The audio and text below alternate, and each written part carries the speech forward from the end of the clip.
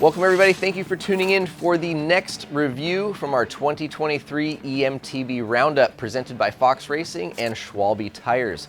Today we're going to be reviewing the newly released Fezzari Timp Peak, a 170mm front and rear wheel travel e-enduro machine that is 29-inch wheels equipped and mullet compatible.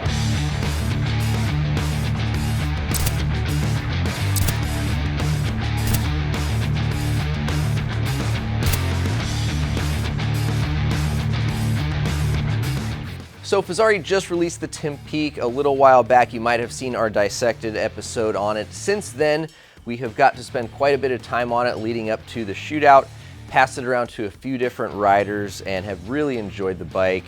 We haven't experimented with it in the mullet setting yet and have been pretty pleased because of the really short rear end that it's as playful and snappy as we want, even with that larger rear wheel. So again, it's 170mm Tetralink rear travel suspension design, carbon fiber frame, Shimano EP8 drive unit, and the entry-level model, which is the comp starting at $59.99, does come with the 504 watt-hour battery. All of the higher models, which go from $69.99 up to about $8,000, come with this 630 watt-hour battery and offer plenty of range and some good ride performance. Before we get too much into how the bike performs and where we liked it and where it might not be ideal for everyone, Robert will run us through the geometry. Yeah, so certainly purposeful enduro bike geometry, but with a fairly short rear end to keep it nice and playful, I guess. 485mm reach and 630mm stack on the size large that we tested, which gives it a 1265 wheelbase. Front end has a 63.5 degree head tube angle, the seat tube angle is 77.5, and then there's 26mm BB drop. So obviously we are still working our way through the eBike Shootout series and won't be giving away any of the awards or wins yet, but it's safe to say that our crew thinks that the Fezzari is the best value e-bike in the shootout for sure. This bike here retails for roughly $7,800. One of the neat things about Fezzari is that they've got a 23-point custom fit and build program, so while they have out-of-the-box options, you can very easily call them or get online and specify the build. For example, we opted to put these one-up handlebars on here. I really like the compliance of that one-up bar. You can also choose to change the brakes. We're running the TRP DHR Evos on here, but point is that you can really get a lot of customization, which you may not be able to with some of the other big box brands. And with a bike starting at $59.99, you can even get a frame set at $49.99, which I don't think is probably the great value. But when you get into the complete bikes, you start getting a pretty awesome spec for the price. This particular model's got, top of the line RockShox suspension, Zeb Ultimate up front, and the Super Deluxe Ultimate RCT rear shock, and Shimano XT drivetrain. So a pretty solid value. The Marin is more affordable, but I think you're getting a better spec for the dollar on the Fezzari. So let's get into ride performance, where this bike shines. Nick, why don't you lead that off? Yeah, this thing does everything well. It climbs really competently. You feel like you're in a great seating position to pedal, up the steepest climbs. It doesn't lift in the front end. It's got a nice, comfortable 485 reach for me.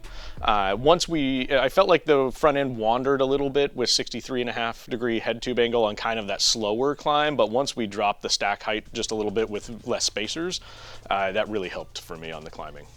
It's a little on the tall side for some of the testers in the group. Robert, I know you struggled a little bit with it at first, and I remember on the trail he made a swap and dropped it 10 or 15 mil, yeah. And I could hear him yelling 2 corners in, instantly, this is way better, and off he went. So talk to us about your ride experience on the Timp. Yeah, so we've got a 30 or 35mm rise bar on there, and there was quite a few spacers under the stem, so to start with, it was certainly a little bit on the high side for me. I dropped it down, felt much more comfortable instantly. I would say though, at my saddle height and with that short rear end, I did find that the front wheel lifted a little bit for me on the steeper bits. I'm on the upper limit of the sizing, and my legs are particularly long, so I end up with my ass all the way out the back of the bike. So it's not the only bike in the test I was finding that kind of issue with. But because the chainstays are so short, it's certainly the shortest in the enduro category that I know of.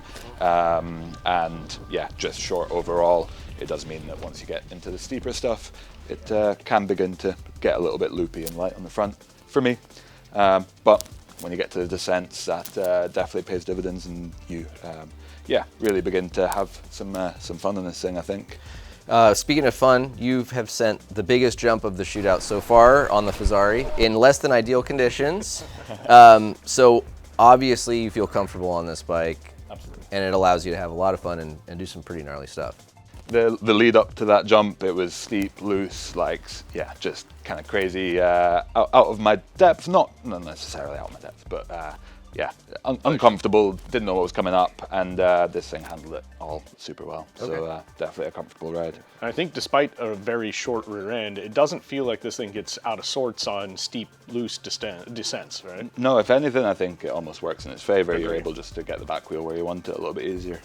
Yeah, because there were some slower, awkward, steep bits where you'd kind of come around a corner and there'd maybe be a drop or a fall away, and with that short rear end, you weren't so much just like going for a ride off of it. You could kind of just pick that bike up and get it over and plant it back down where you wanted. And I really enjoyed the short rear end. Obviously there are drawbacks depending on your type of riding, right? If you really like climbing super steep stuff and you are long-legged and tall, a longer rear end will give you better climbing performance. But I think for me, and I think all of our type of riding, we prefer a shorter rear end. It's more playful. It makes a heavier e-bike more fun to ride and feel a little bit lighter, right? This bike is 50.5 pounds. So not a heavy bike. No. Right, and I think it rode even lighter, and I think the short rear end had a lot to do with that. I think overall, this bike is really high on my list, and again, we're not giving stuff away yet, but I really like a lot of aspects about this bike. Something that I struggle with a bit on it is the front end stiffness, and I just feel it.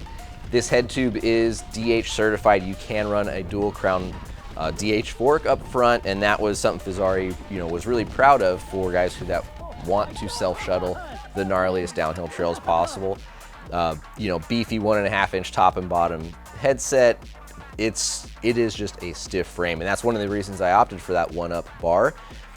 But I do feel like lighter riders may also struggle a little bit with stiffness, and it could lead to maybe some tire pressure, wheel selection, or fork suspension setup to kind of get that compliance and softness tuned. So just be aware that might take you a little bit of time, and that's one thing that could be a pro for someone at 210 pounds, and someone at 150 may struggle a little bit more.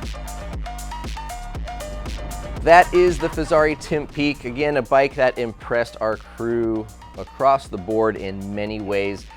Please, if you haven't already, subscribe to the channel. Stay tuned as we work our way through all 13 bikes in this year's eMTB Shootout. And then stay tuned for the roundtable where we put all the bikes against each other and see what we think might be the best option for you. Thanks again, and we'll see you out on the trails.